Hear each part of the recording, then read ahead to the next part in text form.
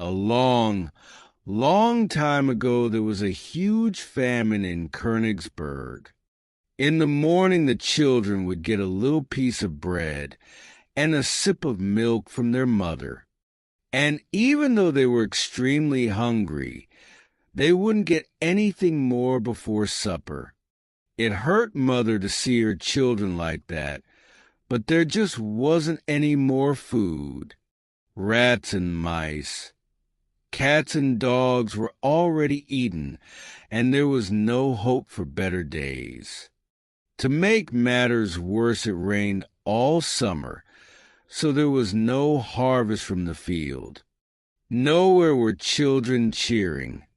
Nowhere were children playing happily. Nowhere happy faces to be seen. Everyone was sad.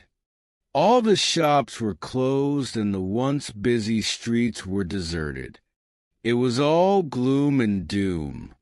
In these hard times, the eldest and wisest people from the city came together to discuss. The famine had to end. Every attendee came with a suggestion, but nothing seemed good enough. A month passed without finding a solution. That's when the wisest of them all stood up and said, "Because of all the misery, people have come despondent. It is our duty to cheer them up, to make them forget about the hard times."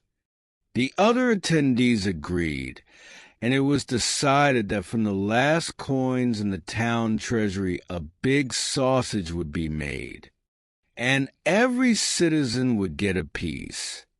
Well, Königsberg is right by the sea, so two people went on a boat to get pigs, pepper, salt, and other spices, because near the city nothing could be found.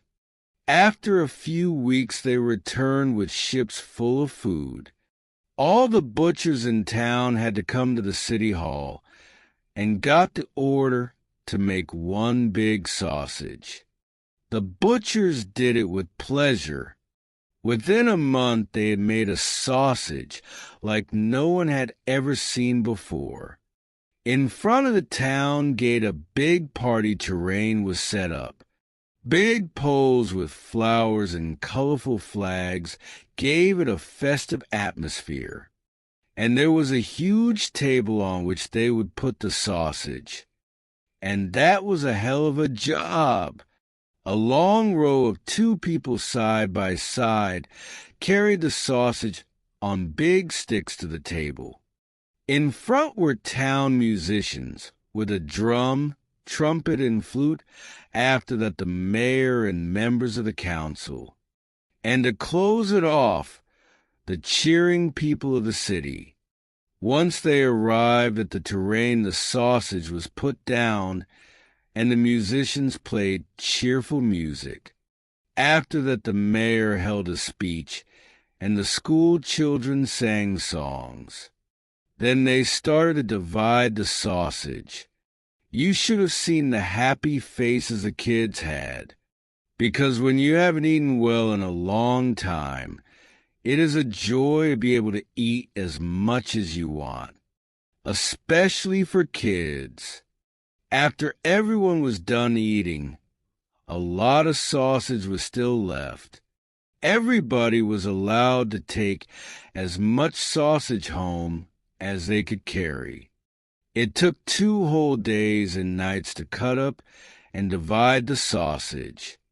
When that was done, the citizens had hope again for the future. The children were laughing and got to be happy again. The next year the harvest was successful and the famine ended. Everywhere in the world the story of the big sausage of Königsberg is told to children, and whoever hears it starts mouth-watering.